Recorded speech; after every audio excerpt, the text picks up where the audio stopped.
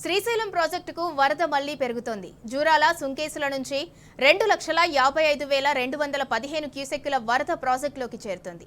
దీంతో శ్రీశైలం జలాశయం 2 గేట్లు ఎత్తి 54,000 క్యూసెక్కుల నీరు దిగువన ఉన్న నాగార్జున సాగర్ కు అధికారులు విడుదల చేస్తున్నారు. ఈ ఏడాది అధికారులు రెండోసారి శ్రీశైలం గేట్లను ఎత్తి నీటిని దిగువకు విడుదల చేశారు.